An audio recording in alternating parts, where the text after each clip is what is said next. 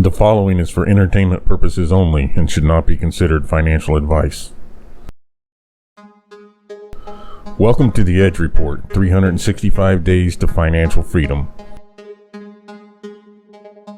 If this is your first visit to this channel, you haven't missed much, but I recommend you check out our mission statement, which explains the goal of this series, as well as episode 1, where we learned that what one man can do, another can do.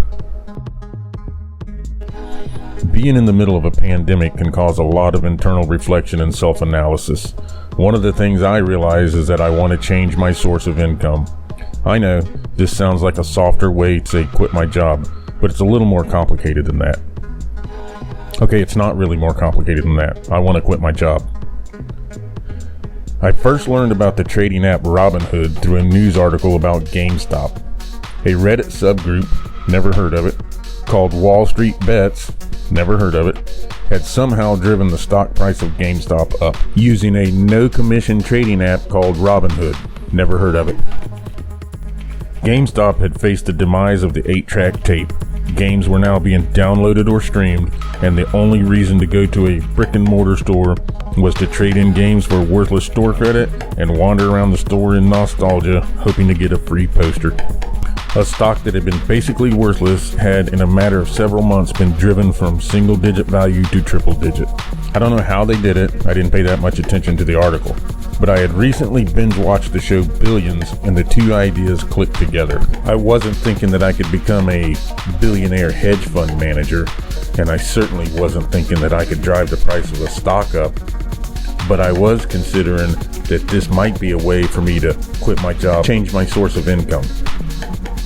I needed to get into the stock market, and I needed to get in it now. I had developed a severe case of FOMO, fear of missing out. So I downloaded the app and started doing research on stocks. By research, I mean looked at the Robinhood Top 100, found every stock below $10 per share, and went to it like a kid in a candy shop. My theory was simple. Based on the unfinished article about GameStop, these people were geniuses. And if I just bought what they were buying, I could make money when they made money. I didn't know what the hell I was doing, so this made perfect sense to me. I applied some basic math and came up with the idea for my Stockomatic 2000 money-making machine. I could buy $20 worth of every stock, let it go up 10%, sell it, and buy more. Repeat this enough times, and I would be well on my way to being rich. If it took a couple days to go up in value, that's okay. As long as I had 20 or 30 different stocks, that would be $50 to $60 every couple days.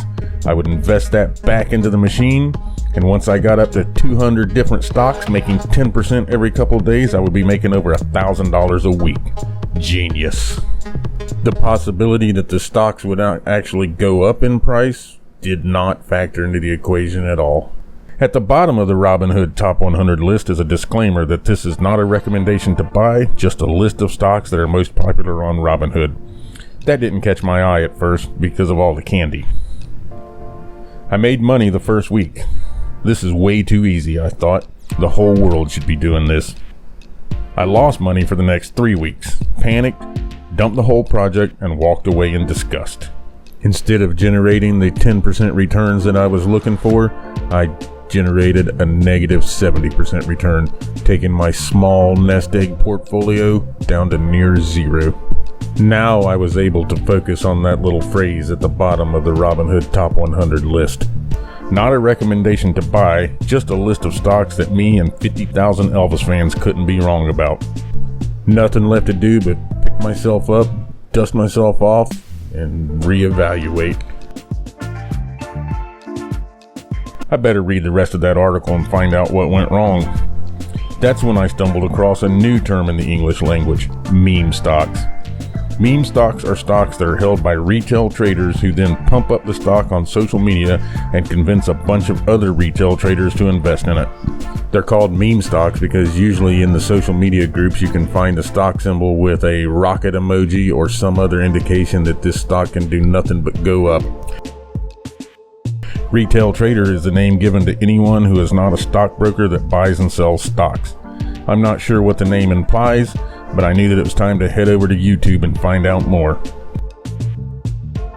I don't use social media, but I know how to get answers. Watch videos that other people make on the subject. Several rabbit holes later, I felt I had learned enough about my experience to come up with an explanation for my initial failure. I reverse engineered the process that I had taken and came up with a stunning revelation. I had been chasing worthless penny stocks and got the same result that everyone has gotten since the beginning of stock trading. Also, if it seems too good to be true, it probably is. But I digress. It was time to rewatch the movie Boiler Room and rethink my strategy. Then, I stumbled across the second greatest nugget of information in my fledgling financial career: options trading. It seems that you don't actually have to buy stocks. You can buy contracts to buy stocks later, or sell stocks later without owning any of the actual stocks, thus increasing your purchasing power and theoretically lowering your risk. This is genius. This is tailor-made for me. What could possibly go wrong? Armed with a vast wealth of YouTube-induced knowledge and a rock-solid determination to quit my job, change my source of income, I was ready to dive back in. But that's a whole other video.